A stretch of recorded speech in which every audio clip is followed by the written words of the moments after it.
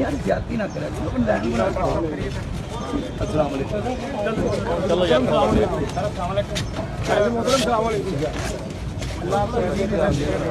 पीछे आ जा चलो अस्सलाम वालेकुम सर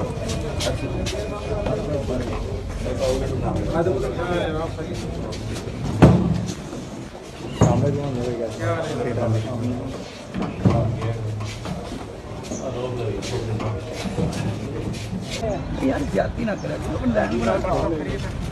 अस्सलाम वालेकुम चलो यार अल्लाह पीछे आ जा